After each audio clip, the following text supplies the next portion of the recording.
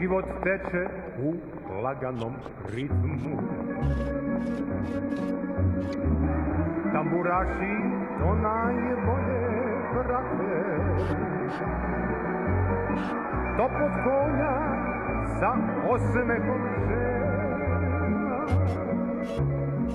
Često noću u moj život svrate. Taj profesionalizam kod nas jako je teško zaživeo. Naši su ljudi ranije ipak bili zemljoradnici i naši su ljudi ipak bili salašari, naši su ljudi ipak se bavili nekim drugim stvarima, a konje su voleli, obožavali i dolazili na trke. Konja za trku imamo. I mi konje za trke imamo. To je jedan francuski stil tako. Upregnemo konja u fijaker, odemo u Suboticu ili u Sombor ili u Srbom trkamo se i vratimo se natrag. Kada je počelo to da prerasta u obavezu i dokazivanje, naravno i finansijska primanja, onda su ljudi počeli polako da ostavljaju svoje stare zanate u stranu i počeli su time da se bave. Tih 90. godina je kasački sport bio zasnovan na potpunom amaterizmu. Znači imali smo jedinog profesionalca koji je radio u društvenoj, da kažemo, ergeli Halas Jožef, to je bio Rajko Kacanić ili Jo Robert ili Duško Blažin ili Laslo Roža, znači svi treneri koji su se smenjivali tamo, oni su imali status profesionalca, faktički živjeli od toga, radili za platu, ljudi bili prijavljeni. A na drugoj strani recimo imamo trenutno našeg najboljeg trenera i vozača Mukića, oca i sina, koji su se ljudi bavili poljoprivredom. Znači jednostavno su bili na Paliću i njihova primarna okupacija je bila, što kaže, preživljavanje uz kasački sport. Čika Stipan Hauser, čika Pera Stipić, Borac, Oca i društvo, oni su bili jako dobar putokaz i dobar primjer kako se ipak postaje šampion. Pera Crnković recimo koji danas živi u Zagrebu. To je jedna stara garda koju sam ja pratio jednim okom.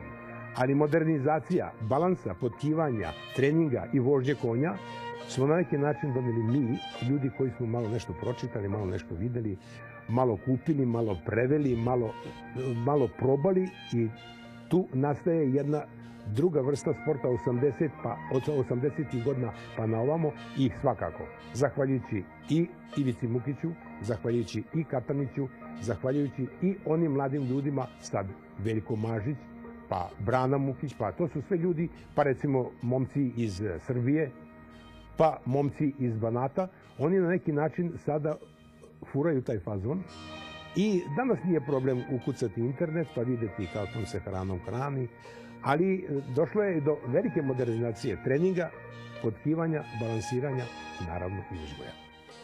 I onda je tu nastalo par ljudi, par mladih ljudi, par štala koje su krenule istim putem i mogu da vam kažem da su se u narednih 10 godina jako brzo našli u samom vrhu.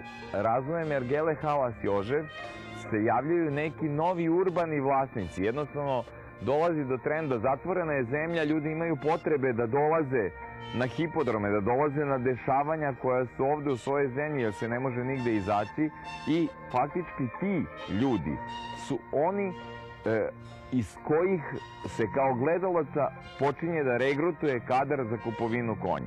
Tako je kod nas 90-ih došlo do pojave novih vlasnika, Čede Mihajlovića, Branislava Jurišića, Štale Čakanj, Štale Sportline. Ljudi iz gradskih sredina su počeli da se interesuju kasački sport, kupovali konje, njihovi prijatelji, biznismeni, doktori, profesori fakulteta dolazili su na hipodrome i oni su postali novi vlasnici i to je ono što vezuje selo i grad u kasačkom sportu. To je zanimljiva stvar, ljudi iz velikih gradova koji su na neki način došli do novaca i kad imaš puno novaca onda moraš kupiti jednog trkačkog konja. To je dobro, ali nisu svi izdržali i nisu svi imali pravi model. Nije dovoljno samo kupiti konja i dati ga u ruke i čekati od njega rezultate da bi se pročitalo tvoje ime. To je jedan mukotrpan i dugotrajan posao, kao i na zapadu koji su to sačuvali. E sad, ko je imao više strpljenja i ko je imao više klikera u glavi, taj je radio postepeno i održao se i dan danas. I faktički dobija se jedna nova nota u kasačkom sportu, znači celokupnog uređenja kasačkog sporta kao institucije, znači i medijski, i odgajivački, i vlasnički. Mislim da je to ovde bilo na pogrešnim osnovama. Ljudi su vadili svako prema svojim mogućnostima novac, kupovali konje, ti konji su se trkali, pobeđivali, dobili pehare. Međutim, niko od tih konja ništa posle toga nije uradio, niti ti ljudi koji su svaki u svojoj epohi, da kažem, sportskoj, u svom zenitu, niko od njih ništa nije teo da učini da radi nekog benefita opšteg dobra. Recimo, niko nije pao na pamet da kupi pastuva priplodnog. Taj pastuv bi napravio u narednih 5-6 generacija čudo.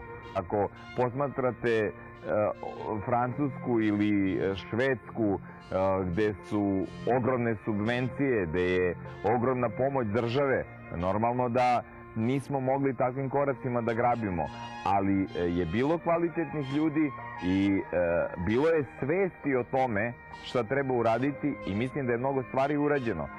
Uspeli smo da kroz godine uradimo dosta na profesionalizaciji sporta, na licenciranju ljudi koji se bave kasačkim sportom, kako trenera, tako i vozača, na licenciranju pastuva. Znači, urađena je kategorizacija staza, određene su nove sudije, premerene su ponovo staze, što ja kažem, izoštrene su štoperice, uvedene su doping kontrole. Uspeli smo da promenimo i pravilnike i zakone i da na taj način pristupimo i Evropskoj kasačkoj uniji. Konačno, posle nekih 30 godina smo i mi članovi. Jednostavno, napravljen je ipak jedan veliki pomak. Kasački sport je izašao iz blata.